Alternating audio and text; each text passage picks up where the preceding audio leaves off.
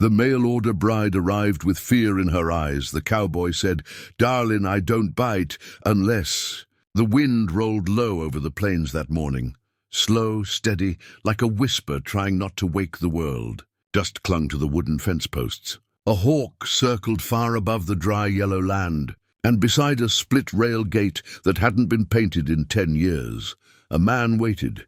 He stood straight, one boot resting on the bottom rung, hat tilted low to shade his eyes. His name was Wade Colton, though nobody'd called him that in years. Folks around the county just called him the Cowboy out by Hollow Creek.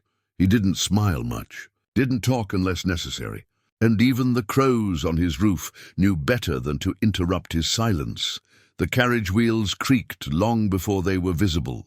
He didn't move, just watched, until the dust cloud broke, and there she was, a small figure wrapped in a travel-worn dress, pale gloves too neat for this land, a bonnet that tried and failed to hide the nerves in her eyes. Her grip on the edge of the door was so tight, her knuckles had gone white. When the driver hopped off and muttered something about mail-order business done, she hesitated, one foot out, the other still in, like her body wasn't sure if it had arrived or should run. He didn't go to her, just tipped his hat. "You're earlier than the storm," he said. She stepped down, careful, her shoes too light for the rocky dirt. The fear didn't leave her eyes. If anything, it deepened when she looked up at him. He wasn't cruel-looking, but he wasn't soft either. Sun-bitten, scarred knuckles. A gaze that didn't blink much. "You Wade Colton?" she asked, her voice too thin for this wind. He nodded once, then said, dry as the land behind him, "I don't bite unless you're planning to."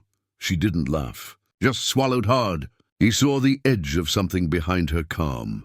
Not sass, not pride. Just someone trying to survive, and for the first time in years, Wade felt something stir.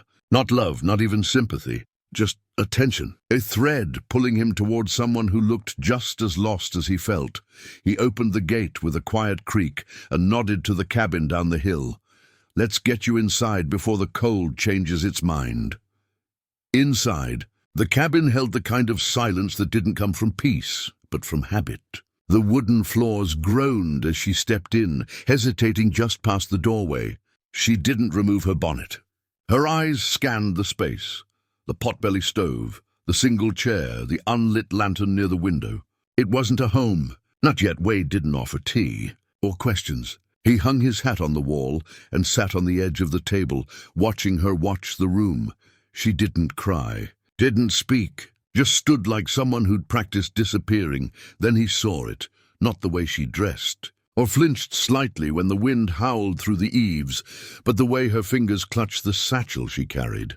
As if someone had taught her, if you drop it, you lose everything. He knew that feeling. Years ago, when he returned from the war and found nothing waiting for him, no letters, no voice, no one, he'd carried a sack just like that, full of papers, buttons, a torn photo, meaningless things.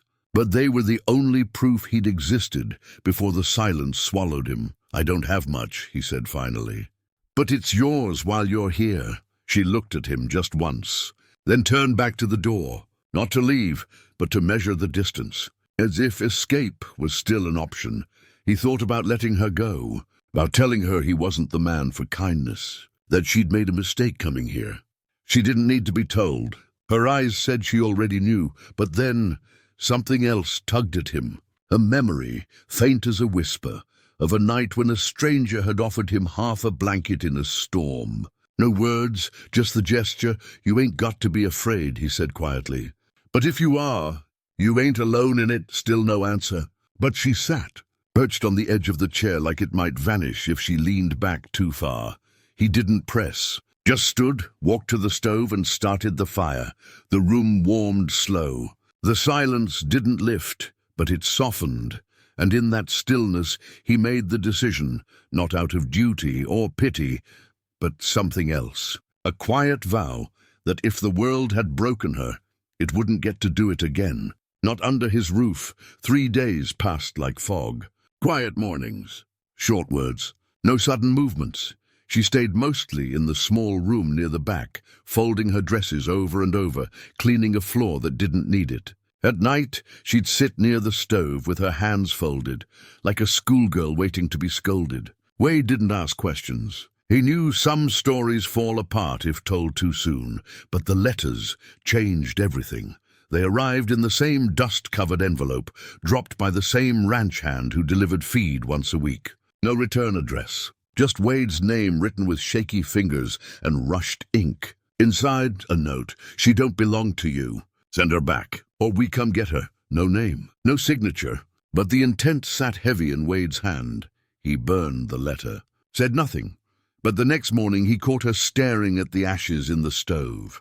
She knew. Was it him? He asked, voice gravel-low. Her hands trembled, then steadied. She nodded once. "My uncle," she whispered. "He arranged the marriage, but he never meant to let me leave." Wade's jaw locked. "Why?" She blinked slowly, and for the first time her voice cracked. "Because I inherited something, and he forged the papers to take it. I was easier to control if I stayed silent, or disappeared." A silence fell like a coffin lid. Wade had known men like that. Men who smiled at preachers and broke ribs behind closed doors. Men who called it family business. "He'll come?" Wade asked. She didn't answer. She didn't need to. That night, Wade opened the old trunk under his bed. He pulled out a revolver he hadn't touched in years. Still oiled. Still waiting. Outside, the sky bruised itself purple before going black. Inside, he nailed shut the back door. "I don't want no blood on your floor," she whispered.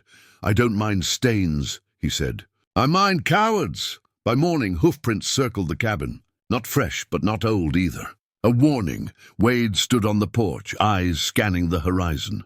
"They ain't just coming for land," he said to himself. "They're coming to remind her she's nothing." He spat into the dirt, then turned toward the house. "They'll have to go through me first."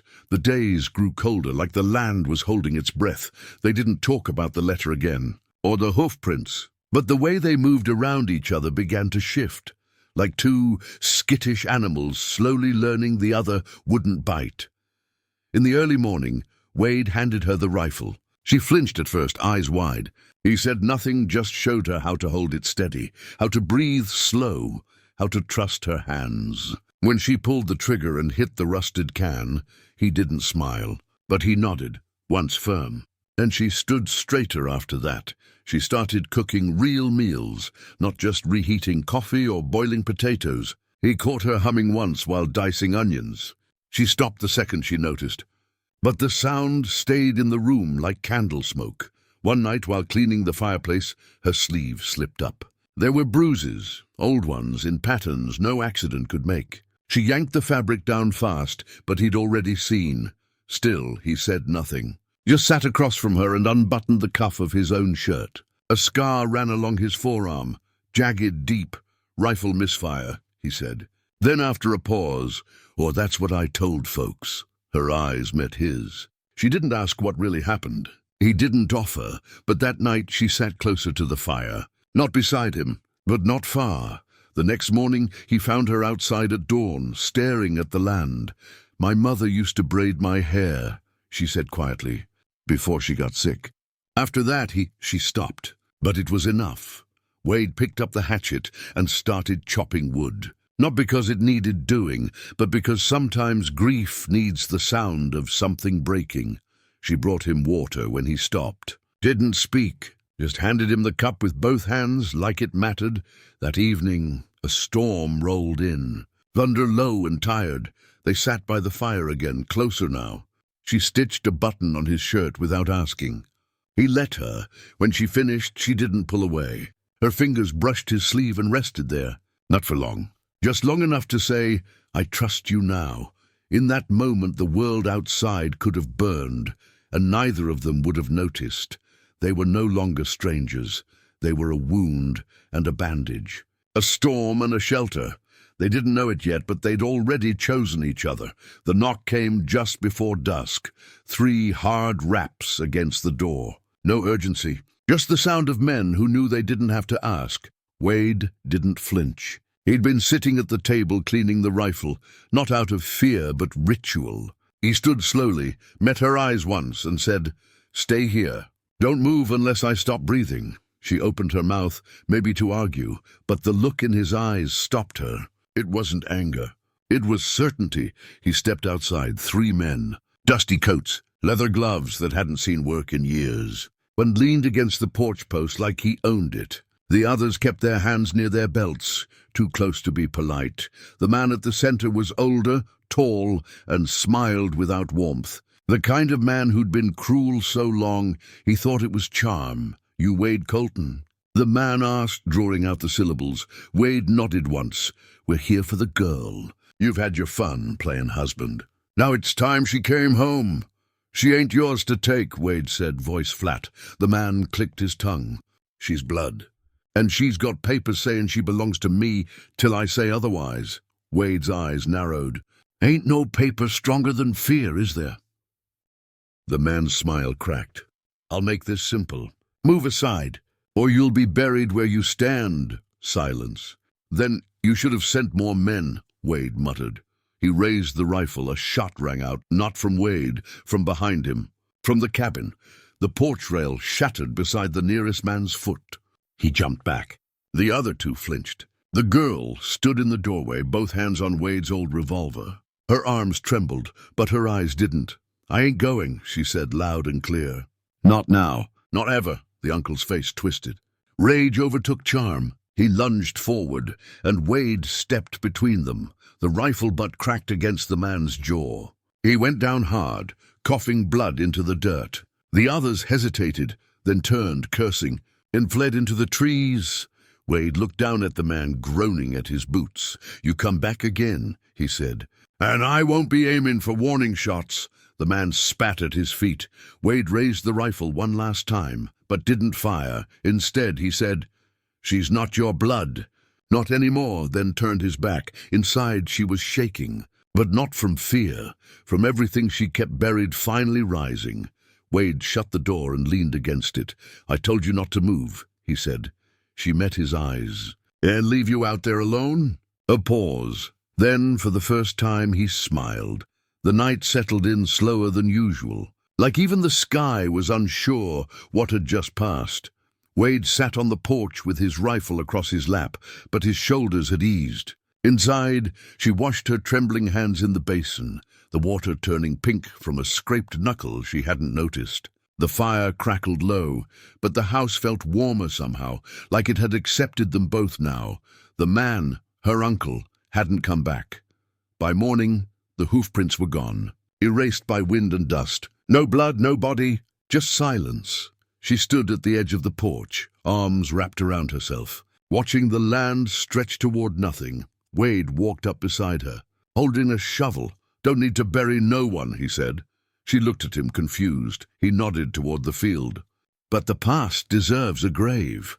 They walked to the edge of the property, where a dead cottonwood stood like a ghost of something stronger. Wade dug. She didn't ask what for. When the hole was deep enough, she unwrapped a cloth bundle from her satchel, the forged papers, the letters, the last photograph of her mother bent by time. She dropped them in. Wade covered them slowly, carefully. No ceremony, just finality. When it was done, she placed a stone on top. Nothing carved, just weight. They didn't speak for a long time. Back at the house, she made coffee with shaking hands. Wade poured 2 cups, handed her one, and sat across the table. Neither drank right away. The clock ticked. Outside, a windmill creaked. Then she exhaled, not fear, not exhaustion, relief. And when Wade looked at her, he saw something new in her face. Not safety, not yet, but maybe the first glimmer of it. She reached across the table. Her fingers found his, rough and calloused, unsure, and held on. They sat like that while the sun broke over the land, painting gold across the dust and wood. Not healed. Not yet, but breathing. Seasons turned like slow pages. The land stayed dry, but it no longer felt empty. Wildflowers grew near the fence post where she once stepped down, unsure and alone. The old cottonwood tree still stood by the shallow grave they'd dug together, its roots now holding the weight of what they let go. No one else came looking for her. No more letters, no more threats, just quiet days and nights wrapped in routine. She began planting herbs near the window. Wade built a second chair for the porch, then a third. Though neither of them spoke of children, they never married. Not with papers, anyway. But the cabin filled like a house where love had once tried to live, and now stayed for good. She'd sometimes sit on the porch and braid her hair, watching the horizon, while Wade carved wood in silence. There was peace between them. Not loud, not perfect, but earned. Once she asked him if he regretted it, letting her stay. He looked up from the fire, nodded toward the land, and said, "Ain't much in this world I'd fight for anymore." "But you were worth bleeding over," she didn't reply. Just slid her hand across the table until their fingers met. Years passed that way, quietly, fully. And when strangers passed through Hollow Creek, they'd often ask about the cabin out past the ridge, the one with the garden no wind could destroy, and the man who once ran off 3 riders alone. But no one knew the real story. Not all of it, because some stories aren't meant to be shouted. They're meant to be held, slowly, carefully, like hands once trembling that finally found a place to rest. And in the last light of evening, when the shadows stretched long and the porch creaked soft beneath their boots, they sat side by side, saying nothing, because nothing needed to be said. She arrived with fear in her eyes, but stayed because he never looked away.